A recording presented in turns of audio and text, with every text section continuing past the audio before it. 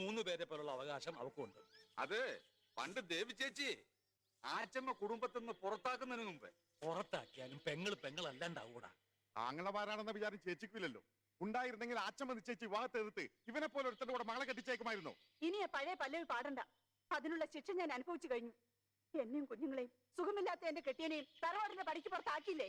അദ്ദേഹത്തിന്റെ ശവം ആശുപത്രി വരാന്തയിൽ അനാഥമായി കിടന്നപ്പോഴും ശവം അടക്കാൻ എന്റെ മകൻ മണികണ്ഠൻ നാട് നീളെ തെണ്ടിയപ്പോഴും ഈ ആച്ചമ്മ ആങ്ങളമാരൊന്നും കണ്ടില്ലല്ലോ.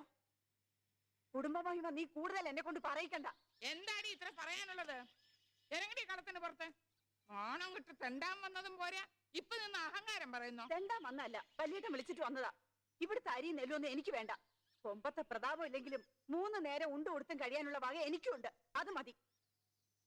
വേണ്ട വേണ്ടാന്ന് ഞാൻ പറഞ്ഞതല്ലേ. വിളിച്ചു വരുത്തി നാണം കടത്താനായിരുന്നു വലിയേട്ടന്റെ ഉദ്ദേശം.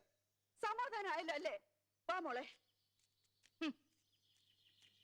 വെക്കടാ, എടുത്തകത്ത് വയ്ക്കടാ. തിന്നാൻ മാത്രം ഒരു പത്തായം. എടാ മേല ഞാൻ അറിയാതെ 1 മണി നെല്ലോ കാശോ ആർക്കെങ്കിലും കൊടുത്തിട്ടുണ്ടെങ്കിൽ ഇനി നിന്നെയാവും ഞാൻ അടിച്ചിറക്കുക.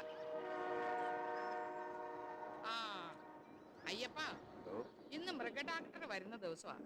രാമൻകുട്ടിയോട് പറഞ്ഞ് നമ്മുടെ മണിക്കാളെ ഒന്ന് കൊണ്ടുപോയി എന്റെ തരി ഒന്ന് ഉടപ്പിക്കണം. അല്ലാണ്ട് അതിനെ പണിക്ക് കൊള്ളുകയില്ലാന്നോ? അല്ല, അവളെവിടെ? ആ മീനാക്ഷി.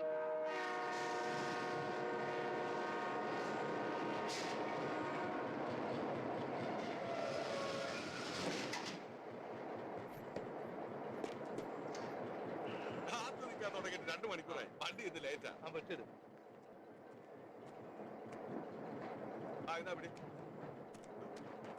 സൂക്ഷിച്ചു പിടിക്കണേ. നടന്നോ.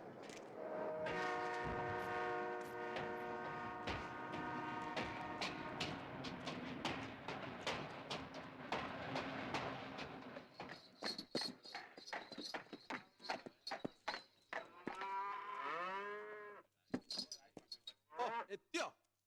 Panchayat president GK Menon. ആളെ കണ്ടാൽ പരമയോഗ്യൻ. നിങ്ങൾക്കൊക്കെ വലിയ ഡിമാൻഡല്ലേ? ഒരാഴ്ച ഇന്ന് വരും നാളെ വരും പറഞ്ഞ് കാത്തിരിക്കുന്നു. മനുഷ്യനായ പറഞ്ഞ വാക്കിനൊക്കെ ഒരു വില വേണം. ഞാൻ ഒരു പഞ്ചായത്ത് പ്രസിഡന്റ് ആണെങ്കിലും ഭരണകക്ഷിയുടെ ആളാ. ഞാൻ വിചാരിച്ചതിന് ജോലി തീർപ്പിക്കാൻ പറ്റും. അറിയോ ഞാൻ ആരാണെന്ന് വിചാരിച്ചാ തനി കിടന്ന് ചാടുന്നേ? താൻ വെറുതെ ആടിനും പാണ്ടും ചികിത്സിക്കുന്ന ഡോക്ടറല്ലേ? ഗമ കണ്ടാ തോന്നും ആളെ ഓപ്പറേഷൻ ചെയ്യുന്ന ഡോക്ടറാണ്. ഡോക്ടറോ?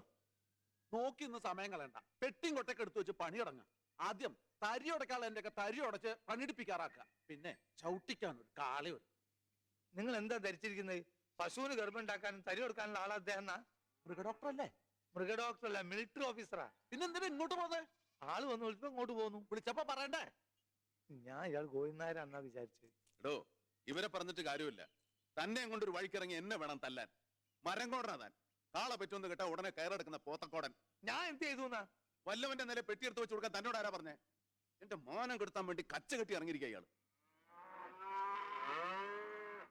എടോ, വായി നോക്കി നിൽക്കാതെ ആരോടെങ്കിലും ഒന്ന് വാതറൊന്ന് ചോദിക്കടോ, ഈ മുടിഞ്ഞ കൗണ്ടറുടെ വീട് എവിടെയാണെന്ന്.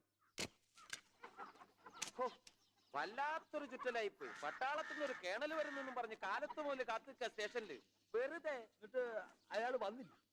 എവിടെ? അങ്ങേരിനി വേറെ വല്ല വഴിക്കെങ്ങാനും വരുന്നുണ്ടോ ആവോ? അടുത്ത വണ്ടി ഇനി 3 ദിവസം കഴിഞ്ഞിട്ടല്ലേ ഉള്ളൂ. അതുവരെ എനിക്ക് ഇവിടെ നിൽക്കാൻ വയ്യ. അങ്ങേരെങ്ങാനും വന്നാൽ ഈ താക്കോൽ അങ്ങ് കൊടുത്തേക്ക്. വീടെല്ലാം നല്ല തുടച്ച് വൃത്തിയാക്കി വെച്ചിട്ടുണ്ട്. എന്താ ഗോവിന്ദനായരെ, നിങ്ങളുടെ പട്ടാളം വന്നില്ലേ? ഇല്ല, ഞങ്ങൾ അതിനെ കുറിച്ച് ഇങ്ങനെ സംസാരിച്ചോണ്ടിരിക്കുകയായിരുന്നു. താക്കോല് ഇവിടെ തന്നിട്ടുണ്ട്. ഇന്ന് തന്നെ തിരിച്ചെത്തണമെന്നും പറഞ്ഞാ എന്നെ വിട്ടത്. ഞാൻ പറഞ്ഞതൊക്കെ ഓർമ്മയുണ്ടല്ലോ.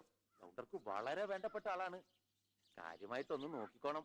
അത് പിന്നെ പ്രത്യേകിച്ച് പറയണോ? ഒരു കുറവും വരുത്താതെ ഞങ്ങൾ നോക്കിക്കോ.